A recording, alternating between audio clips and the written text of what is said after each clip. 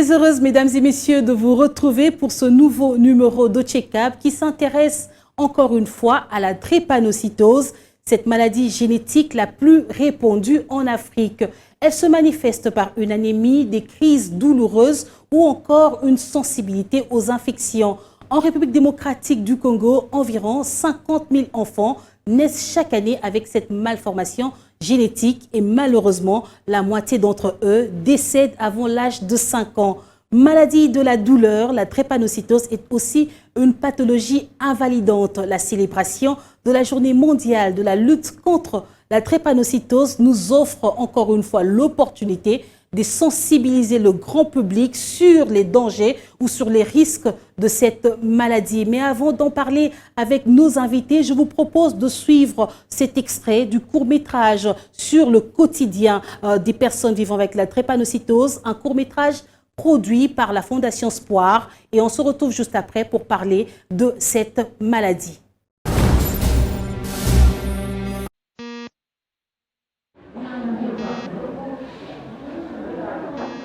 J'ai été diagnostiquée avec de la drépanocytose.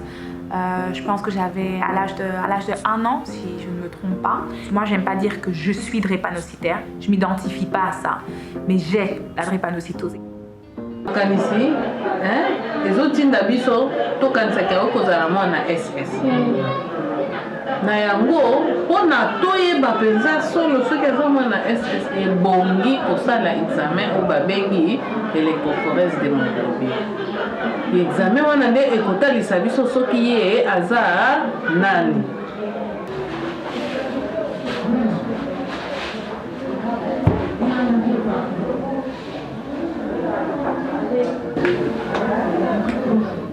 Soto lali na ye misapizo vimba ya makolo na ya maboko.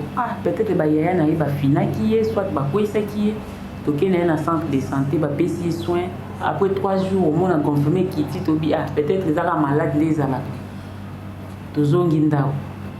Après une année a sali sous crise tobité cette fois-ci toke na ye na hôpital à monene laborantin mo ka lobi na osunga bino ngamo na prélever tout ça là électrophorèse wana. Tout ça, basali électrophorèse, après 2 semaines, le résultat est bimi. Azo kokoye bisabiso te. Soto tunye kaka bozela, boti courage ayebisinga, abandena na nga mama, ayebisinga. Osali loko te, mwana bino za SS. Osali loko te na vie, des aboy ba umelaka te, akufa na ye. Esala biso, esala nga mona passe na mona nde oyeso mbali na te. Maman moko nde ayebisaki nga ete normalement sika moko nga mpe nakendaka na mwana nde amemaka nga na Codec kuna bakomi mpe kozwa mwana soin na ye ti lelo tosali déjà 4 ans banda tokomi kuna tokendaki na une année sikoyo akoki 5 ans toza kuna nabosala bacrise avant ke nayebaki endémique nabosala deja bacrise déjà mais so nasali yango nabozwaka bakalimaka nayeba te kenaki endémique mpe nzoto bosala yango bapase nayeba te kenaki endémique nayaki na soni to nayeba kenaki endémique parce que nde toboyoka masolo ke bakokisa 20 ans te bakufaka ke bazalaka bien te babalaka te babotaka te ko biloko ya bongo so oyoka yango esalai mapasi ya motema mingimingi mpe bato soki bayoki yango bayebi kino oza anémique ss babangaka vraiment kopusa pembe na bango po bango na bango kaka baa bato mabe oyo so omeki osimbaka imo akoyi na kofi donc so baba ayoki yango mwana mpo atumbola mwa yo asala basalema basima aobanga donc mingimingi basinvitaka vraiment kokima yango bato bayokaka ke aza anémique la mosusu ayoka soni mpe koloba bato mpo ayebi ki so bato bayoki yango babangabanga ye kokimakima ye ke aza na ye na esprit de mort. Pour moi, maman Gisèle, elle représente l'espoir, parce qu'elle montre qu'avec la drépanocytose ou sans, tu peux vivre comme quelqu'un qui ne l'a pas. Elle a des enfants, elle en a 5, si je ne me trompe pas, et qu'en plus de ça, elle est infirmière, et en plus de ça, elle aide les gens dans les communautés. Je veux dire, elle a brisé tous les stéréotypes pour moi. Et c'est vraiment un symbole, je pense, même pour ses mamans, même pour ses enfants, d'espoir.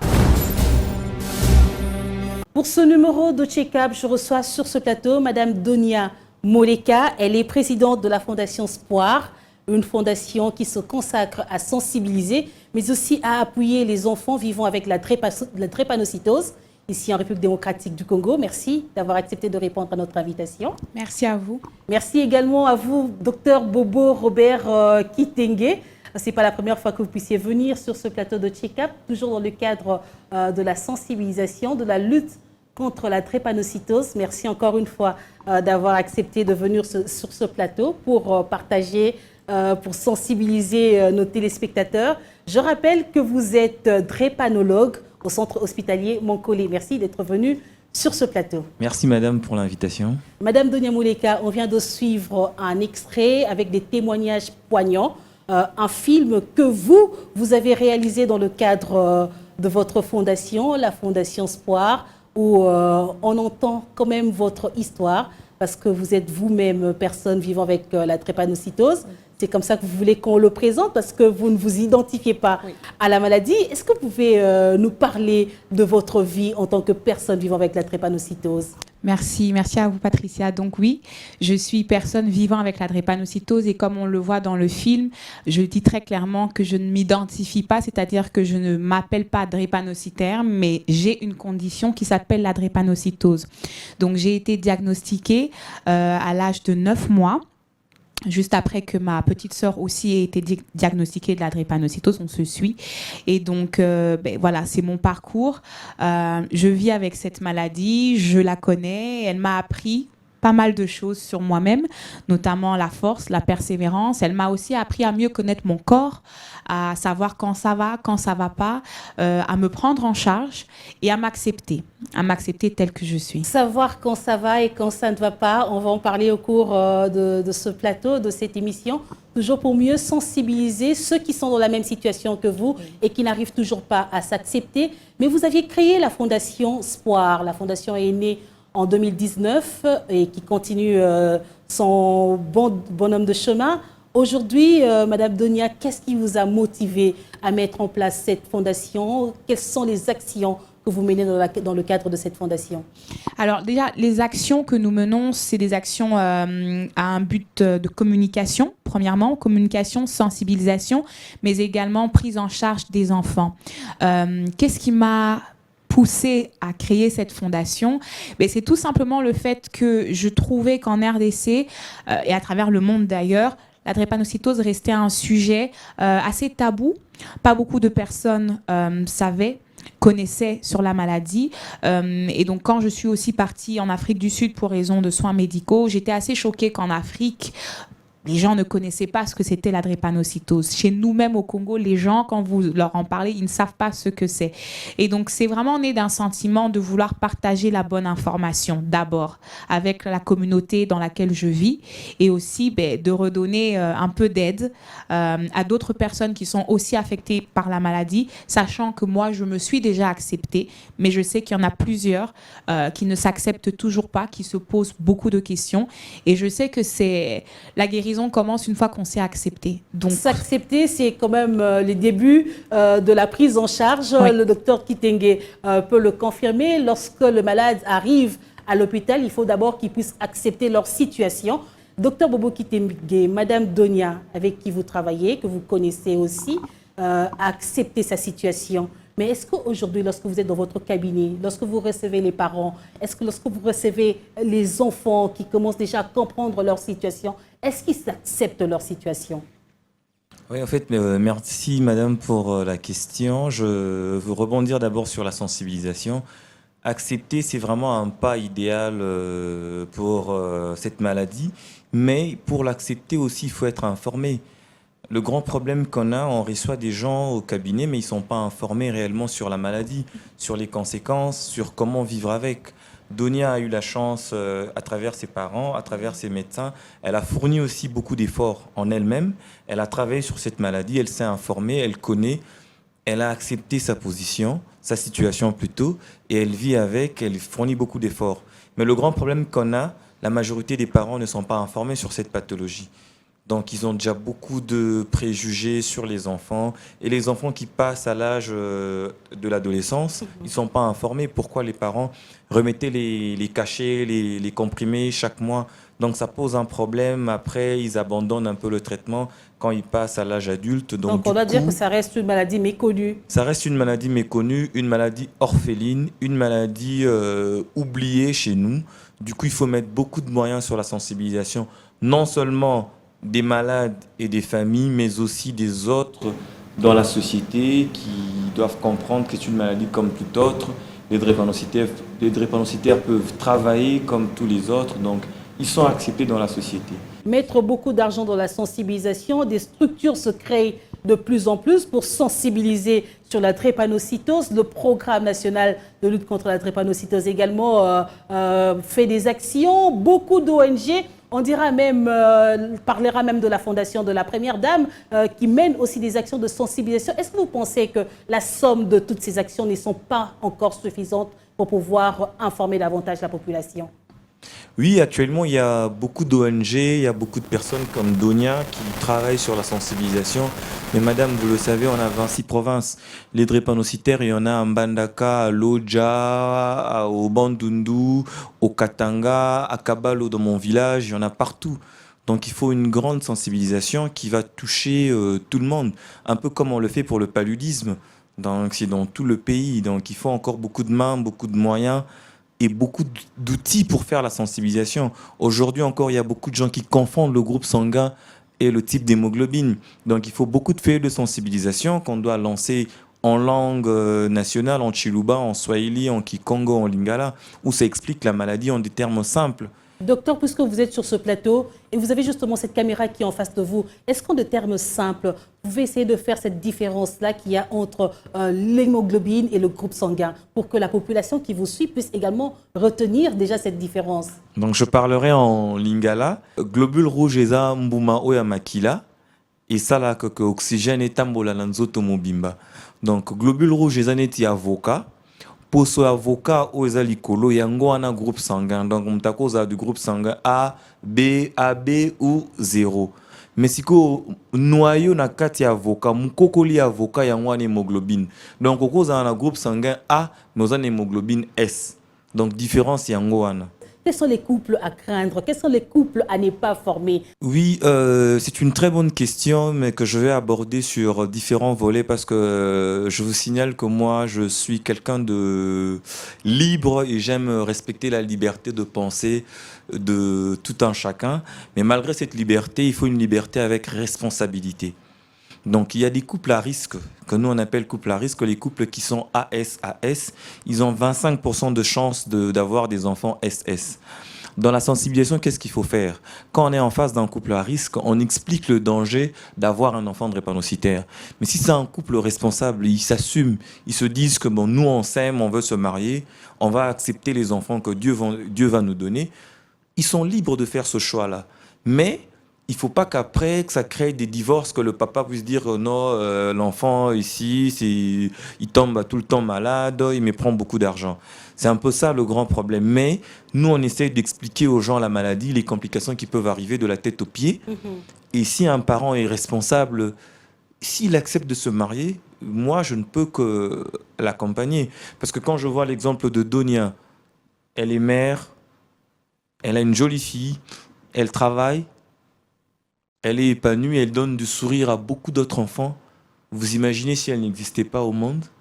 Donc du coup, moi je me dis, il faut être responsable et libre de faire un choix en connaissant les tenants et les aboutissants. Donc le couple à risque, c'est le couple AS-AS Ouais. ou le couple SS-AS. C'est des couples qu'il faudrait éviter de former. Ouais. J'espère que nos téléspectateurs ont noté cela. J'aimerais revenir à vous, Madame Donia. Vous êtes mère, vous êtes femme. J'aimerais que vous puissiez nous parler encore une fois de la vie, du quotidien d'une femme drépanocytaire, une femme qui vit avec la drépanocytose. Est-ce que c'est pénible? Est-ce que vous avez l'impression à un moment d'être discriminée si ce n'est pas seulement vous, ces autres femmes qui vous entourent et qui sont porteurs ou porteuses de cette maladie? Est-ce qu'elles ont l'impression d'être discriminées dans la société?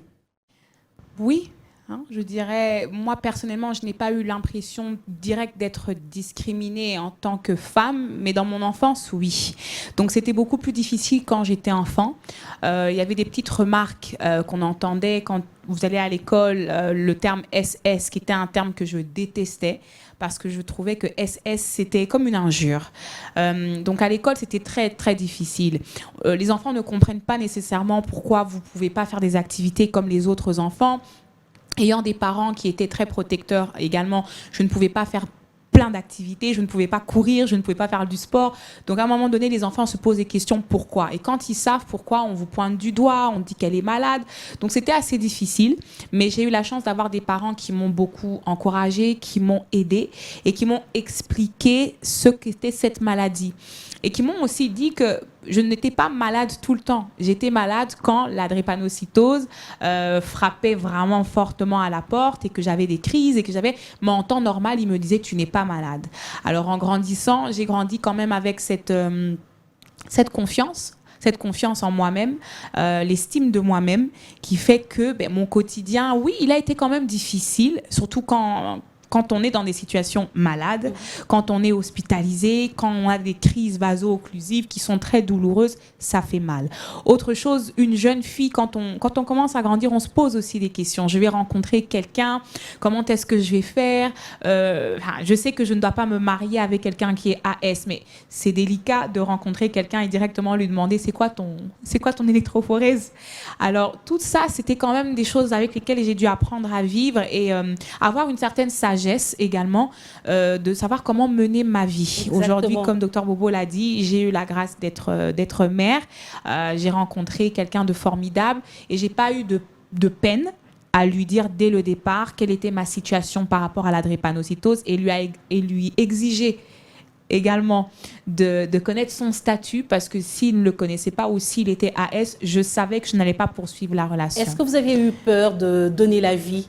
Oui. J'ai eu peur de donner la vie. D'ailleurs, je pense que ça a été une des raisons pour laquelle j'ai retardé cette grossesse ou cette envie d'être mère parce qu'il y a quand même plein de questions qui vous passent par la tête. J'ai un médecin il y a quelques années qui m'a regardé droit dans les yeux et qui m'a dit, vous savez, si vous avez envie d'avoir un enfant, je vous conseillerais d'oublier. Il me l'a carrément dit et je vous conseillerais plutôt d'adopter parce qu'il y a trop de risques pour une femme drépanocytaire. Donc, ça sera soit votre vie ou la vie du bébé.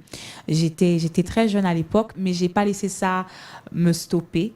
Et avec l'aide d'autres médecins comme Dr Kitenge, le professeur Chilolo, qui ont l'habitude de rassurer les patients plutôt que de les condamner, ça m'a redonné espoir. Donc, d'où le nom aussi de ma fondation. D'où le nom de votre fondation, Espoir. Beaucoup d'espoir également que vous transmettez à toutes les personnes que vous rencontrez, qui sont dans la même situation que vous. Et nous voulons également, au cours de cette émission, transmettre cet espoir aux parents, aux jeunes femmes qui sont dans cette situation. Docteur Bobo Kitenge, je reviens à vous pour parler un tout petit peu encore de la prise en charge.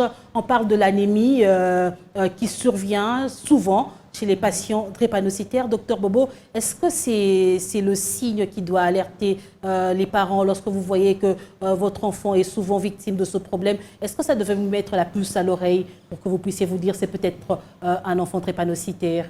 Bien sûr, madame, vous avez raison. En fait, la drépanocytose a plusieurs symptômes, a plusieurs signes qui apparaissent en fonction de l'âge. Et pour moi, je pourrais dire un enfant qui naît au-delà de 6 mois, il y a un premier symptôme, c'est le syndrome main-pied. Les mains, les pieds qui gonflent. C'est déjà un signe d'appel. Après, comme vous avez dit, l'anémie. Mais malheureusement, comme on n'a pas un programme de dépistage néonatal systématique, ces anémies-là, on les mettra dans les camps du paludisme ou d'une fièvre, d'un sepsis ou autre chose. Or, c'est déjà des signes d'appel pour la drépanocytose. Mais comment l'anémie survient chez les enfants? Oui, parce que déjà, au-delà de 6 mois, il y a baisse de l'hémoglobine fétale et le globule rouge produit par un patient drépanocytaire ne fait que 6 à 10 jours. Or, chez les autres, le globule rouge fait 120 jours, ce qui fait qu'il sera en anémie à tout moment. Donc, parce que ces globules rouges se détruisent chaque 6 à 10 jours et il a besoin d'un apport pour former des globules rouges. Et est-ce qu'il y a-t-il des traitements spécifiques pour former ces globules rouges On voit dans nos milieux, on demande aux enfants de prendre du coca avec la tomate. Est-ce qu'on demande, il y a plusieurs traitements qui se font dans nos communautés. Mais est-ce qu'il y a-t-il un traitement spécifique, un traitement moderne qu'il faut justement pour résoudre ce problème? Bien sûr, dans nos communautés, il faut dire qu'il y a la part de l'alimentation parce que tout ce qu'on mange, c'est pour construire notre corps. Mais il y a des traitements spécifiques comme l'acide folique. Le patient va commencer à le prendre déjà. C'est des briques qu'on va ramener pour construire la maison qui est le globule rouge. Mais après, il y a un médicament formidable que je ne cesse de vanter, c'est l'hydroxyurée qui permet de remonter le taux d'hémoglobine en produisant plus d'hémoglobine fétale qui disparaît après l'âge de 6 mois. L'hydroxyurée qui est devenu aujourd'hui comme le médicament miracle pour les drépanocytaires, docteur Bobo. Mais est-ce que sur ce plateau, vous pourriez justement faire un plaidoyer? Parce que j'ai rencontré quand même des familles, j'ai rencontré des parents qui ont des enfants drépanocytaires qui se plaignent du coût, qui n'ont pas les moyens pour pouvoir s'offrir régulièrement ce produit, docteur Bobo. Est-ce qu'il y a-t-il des actions qui peuvent être menées dans ce sens pour alléger les familles? Bien sûr, comme vous le savez, l'hydroxyurée a été mis dans la liste des médicaments essentiels de l'OMS grâce à un fort plaidoyer pour la drépanocytose. Malheureusement, chez nous, la prise en charge, les coûts, les soins médicaux sont payants. Donc, nous devons militer pour se rendre cela accessible à tous les patients. C'est là que je mets un chapeau à Madame Donia. Avec le peu de moyens qu'elle a, elle peut prendre en charge quelques patients au centre hospitalier Moncolé en ramenant l'hydroxyurée pour permettre l'accès aux soins médicaux à ses enfants. Donc du coup, ici, là, je lance un appel à toutes les personnes de bonne volonté de pouvoir militer pour qu'on ait accès à ce médicament qui est vraiment formidable et essentiel pour la lutte contre la drépanocytose. Mais justement, le thème de cette année met en accent sur la couverture santé universelle. On parle de la protection des drépanocytaires dans le contexte de la couverture sanitaire universelle. Docteur Bobo Kitenge, est-ce qu'on peut parler de l'espoir, puisqu'on parle de l'espoir dans cette émission? Est-ce qu'on doit espérer qu'avec cette action, cet élan de couverture santé universelle, que les drépanocytaires pourraient bénéficier des appuis des autorités? Bien sûr, nous allons militer parce que dans le cadre de la santé universelle, pour que le DREPA soit considéré comme des personnes qui ont besoin de ces médicaments, et je pense qu'avec la table ronde qui aura lieu le 17 juin, on va militer pour défendre cette cause. Comme ça, ils auront accès à ce médicament. On espère qu'ils auront accès à ce médicament gratuitement ou à moindre coût. J'aimerais quand même que nous puissions suivre ensemble le témoignage d'une maman. Elle a un enfant drépanocytaire. Aujourd'hui, elle décide de témoigner, de parler de sa situation, d'évoquer les contraintes. On va suivre ce reportage et on se retrouve juste après. Bien, l'angoisse serait de ne pas être à mesure de donner à ma fille le traitement qu'il faut. L'angoisse serait d'être surprise un jour et qu'elle fasse une crise ou bien mon absence. Elle a 8 ans et demi et elle se fait appeler Marie. Drépanocytaire, elle vit avec sa mère. Bonjour ma chérie. Bonjour maman.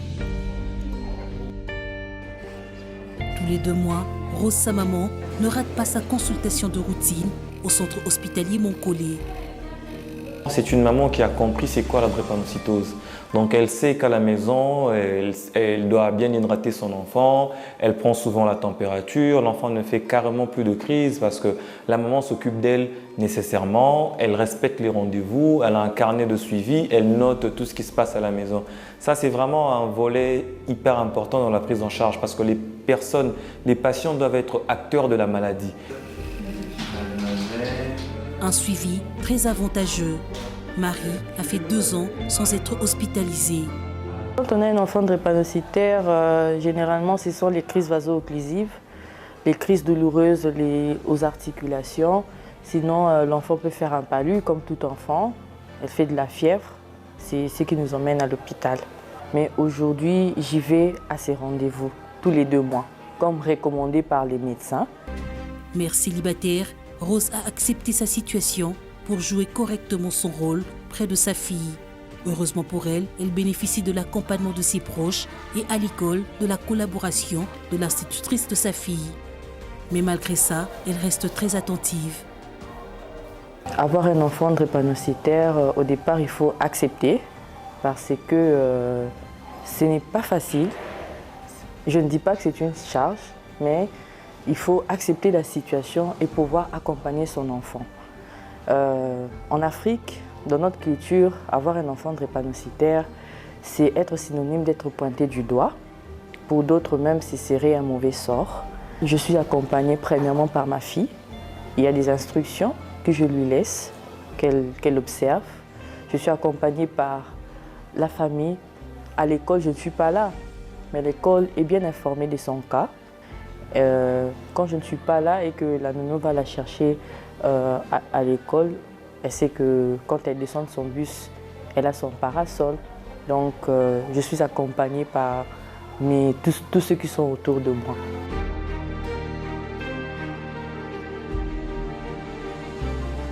À chaque fois, je l'autorise à prendre de l'eau et par conséquent, quand elle prend beaucoup d'eau, elle doit aussi se soulager. À tout moment, aller se soulager.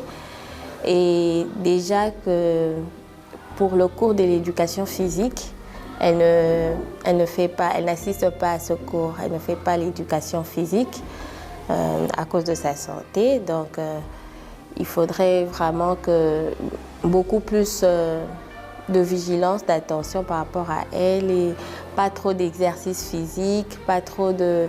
Il faudrait qu'elle se mette... le positionnement dans la classe, c'est là où, du moins, il s'est quand même aéré, non loin de la fenêtre, pour qu'elle se sente à l'aise et qu'elle suive bien les cours.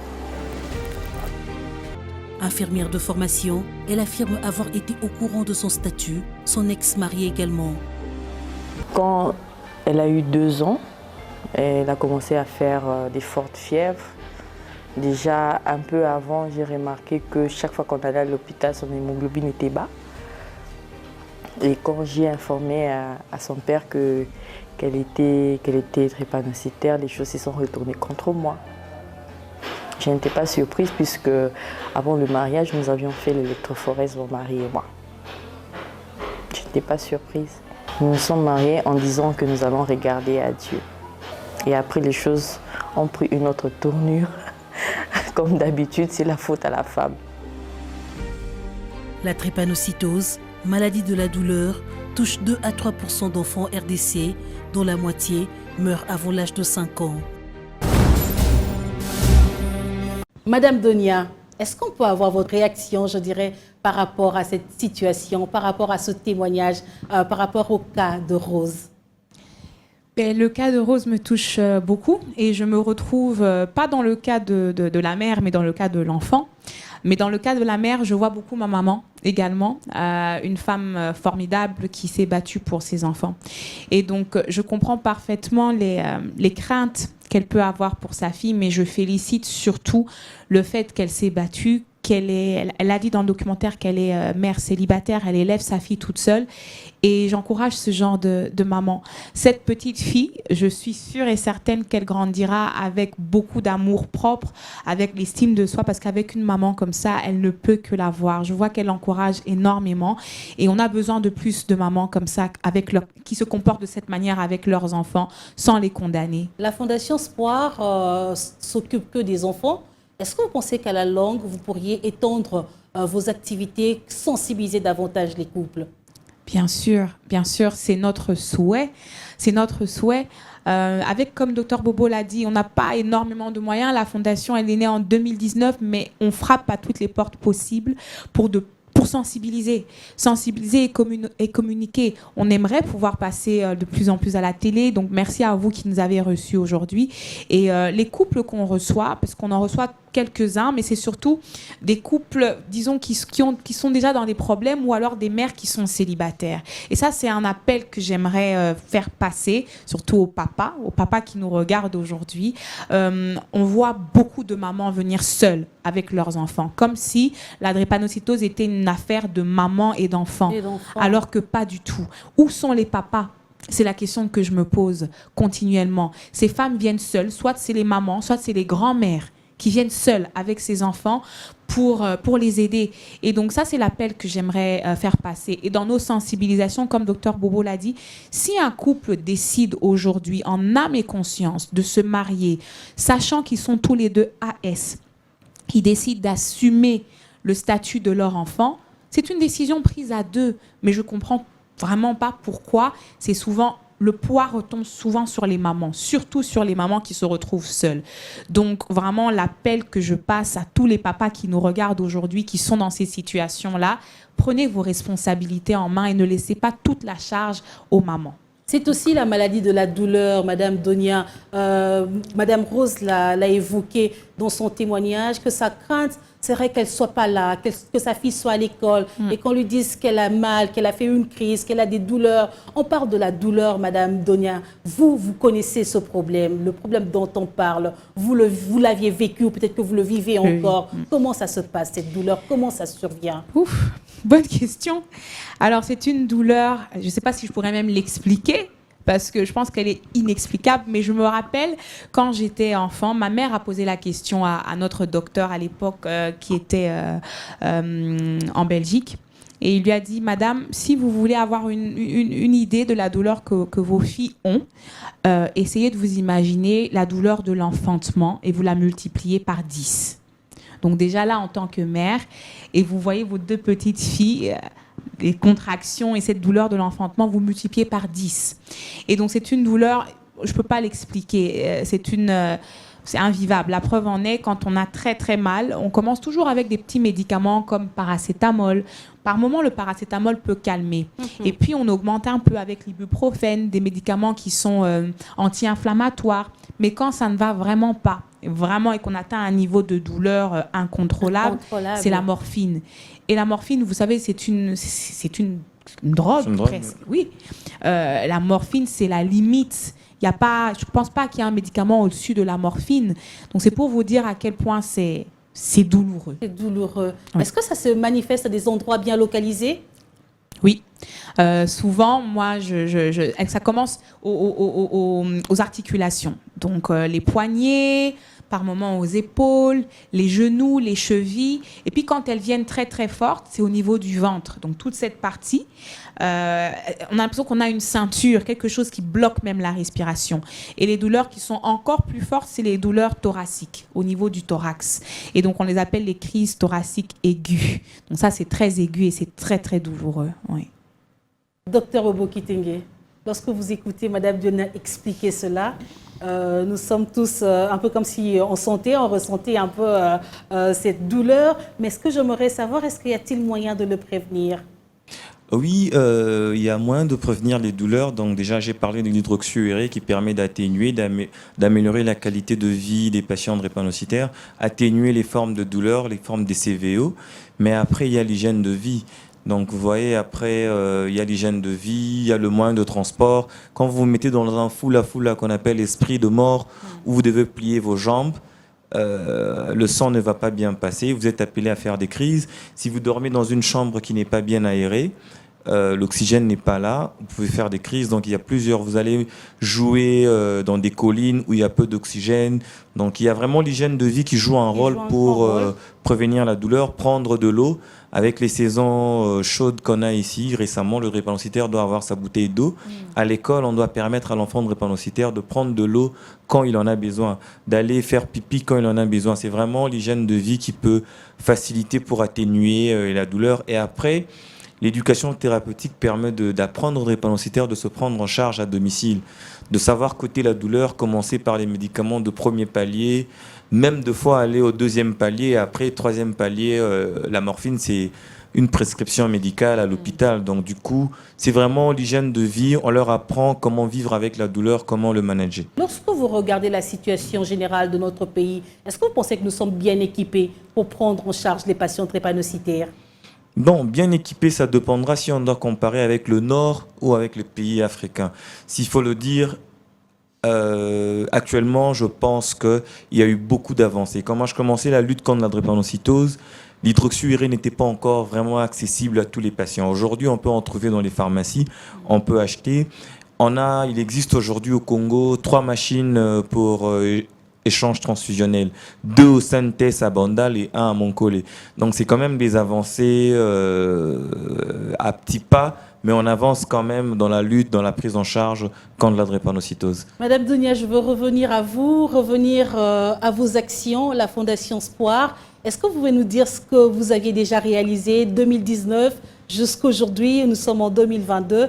On va quand même compter 3 ans. Vous avez commencé vos actions lorsque Covid a commencé à frapper, je dirais, en République démocratique du Congo. Mais cela ne vous a pas arrêté. Vous avez quand même continué à mener des actions. Est-ce qu'on peut savoir ce que vous aviez déjà fait pour ces enfants que vous rencontrez? Est-ce que vous aviez ciblé une structure particulière pour pouvoir les assister ou les appuyer? Comment ça se passe?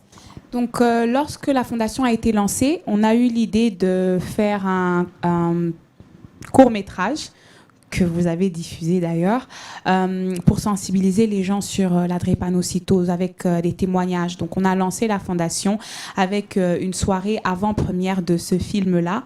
On a fait une récolte de fonds lors de cette soirée, une récolte de fonds qui nous a permis de générer plus de 39 000 $, qui nous ont permis de prendre en charge justement 22 enfants, oui, et on a fait un partenariat avec le centre hospitalier mère et enfant de Montcollet et le CEFA Montcollet qui nous ont aidés dans cette prise en charge. Donc de 2019, août 2019 à fin 2020, début 2021, 22 enfants ont pu être suivis au centre Montcollet gratuitement grâce à ces fonds que nous avons récoltés. Ils avaient un suivi régulier, les consultations étaient prises en charge. Les hospitalisations étaient prises en charge. Parmi ces 22 enfants, il y en avait 4 qui avaient besoin d'une opération de la rate. Voilà, merci docteur Bobo. Une opération de la rate, ils l'ont eu. Les médicaments étaient pris en charge également. Donc après, les financements, quand Covid a frappé à la porte, c'est devenu de plus en plus difficile. Mais on a continué à avoir des donateurs qui ont frappé à nos portes, qui nous ont donné, et avec nos fonds personnels également. Donc aujourd'hui, on continue de prendre en charge ces enfants avec des dons en médicaments. Qu'est-ce peut être le coût de la prise en charge d'un enfant? Vous en avez 22. Est-ce qu'on peut savoir mensuellement ça coûte combien pour prendre en charge un enfant drépanocytaire? Oui, on a fait ce calcul avec le centre hospitalier Montcollet et le CEFA Montcollet. À vrai dire, normalement, on devrait aller jusqu'à 50 $ par mois. Mais l'hôpital nous avait fait une faveur et il nous avait réduit pour la Fondation. On était à 35 $ par mois. Donc, disons, entre 35 et 50 $ par mois, c'est le coût d'une prise en charge. Mais annuellement, une famille peut dépenser près de 1 000 $ pour la prise en charge de leur enfant. Donc, par mois, on voit, le maximum, c'est 50. Voilà. Et quelles sont vos attentes, puisque la Fondation continue pour toujours donner de l'espoir et redonner de l'espoir à ceux qui en ont perdu. Madame Donia, quelles sont vos attentes, quelles sont vos perspectives d'avenir pour la suite de vos actions? Alors ça, c'est une très bonne question. Donc c'est vrai que, disons que la Fondation a 3 piliers. Le premier, c'est la communication de masse, donc à travers ce film, à travers cette émission, à travers des émissions à la radio. Le deuxième, c'est la communication à base communautaire que nous n'avons pas encore démarré. Et le troisième, c'est la récolte des fonds pour la prise en charge des enfants. Là, j'ai beaucoup parlé de la prise en charge des enfants, mais les perspectives futures, c'est de vraiment miser sur la communication de masse d'abord. Parce que le plus on pourra communiquer à la télé, à la radio et ainsi de suite sur terrain également, le plus de personnes seront informées. Donc, on est encore en train de travailler, de frapper aux portes, de faire des notes conceptuelles pour avoir des financements qui nous permettront d'établir notre projet, surtout de communication de masse, afin que toutes les couches de la population soient ciblées et puissent comprendre ce que c'est la drépanocytose. Parce que je crois fortement que, comme Dr Bobo l'a dit, avec l'amélioration des connaissances, il y aura aussi un effet sur l'incidence de la drépanocytose en RDC. On verra fortement ce taux diminuer le plus que les personnes seront informées de la drépanocytose et éviteront peut-être.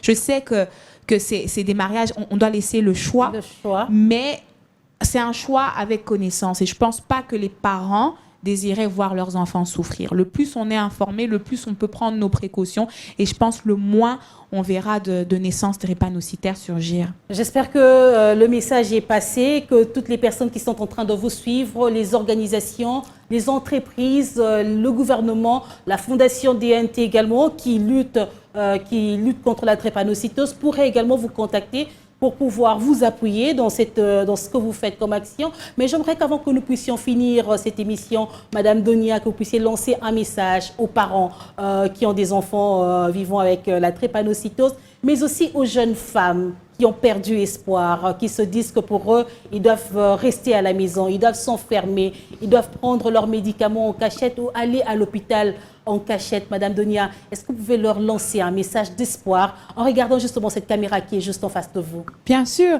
La première chose, bon, je vais mélanger un peu de français, un peu de lingala. La première chose que j'aimerais dire, c'est que la drépanocytose n'est pas une fatalité. Donc, même si je sais que Mingi Baloba, moi, na SS à Koufa Lobby, non, ce n'est pas vrai. Moi, je suis un témoignage, na Koufa qui lobité. Même quand on dit que moi, na SS, ce qui a 5 ans à Koufa, ce n'est pas vrai. C'est vrai dans certaines circonstances, ceux qui suivi les alités, ceux qui pas moyen les alités, ceux qui information les athées. Mais aujourd'hui, je sais qu'il y a des parents qui sont là, qui sont conscients et qui veulent aider leurs enfants. Lorsqu'il y a les soins, lorsqu'il y a la prise en charge, il est possible de vivre jusqu'au-delà, même passer les 70 ans, les 80 ans. Je suis là, je suis un témoignage qu'avec connaissance de sa maladie, avec une prise en charge, on peut vivre. À toutes les jeunes femmes qui me regardent aujourd'hui, le témoignage que j'aimerais aussi, le message que j'aimerais faire passer, c'est de ne pas avoir honte de sa situation. Prendre ses médicaments en cachette, ça n'aide pas le prochain. Si vous avez un message, si vous avez quelqu'un que vous connaissez dans votre famille, vous pouvez lui parler de cette maladie. Ça ouvre aussi, ça ouvre le cœur des autres, ça permet aussi à tout le monde de pouvoir connaître un peu plus sur ce que c'est la drépanocytose. Et puis, c'est possible de se marier, c'est possible de trouver quelqu'un qui va vous comprendre. Batoubaza est belé, tout le monde n'est pas mauvais. Donc, c'est possible d'avoir quelqu'un qui va vous comprendre, qui va comprendre votre maladie, quelqu'un qui va vous aimer tel que vous êtes. Et c'est possible d'avoir un enfant aujourd'hui, au 21e siècle, avec la drépanocytose. Merci beaucoup, Madame Donia. Merci pour ce message d'espoir. Merci d'avoir accepté de venir sur ce plateau pour partager votre expérience avec les téléspectateurs de B1. Bon vent à votre fondation, la Fondation Espoir. Nous sommes là pour vous accompagner également à travers nos émissions pour pouvoir sensibiliser davantage la population. Merci également à vous, Dr Bobo Robert Kitenge. Merci d'être venu sur ce plateau de Check-up pour sensibiliser la population. On se retrouvera encore sur ce plateau pour continuer à parler de la drépanocytose en République démocratique du Congo. Merci à vous. Merci. Merci, madame. Merci également à nos téléspectateurs. Ce check-up est fini. Je vous retrouve très prochainement sur B1 Télévision.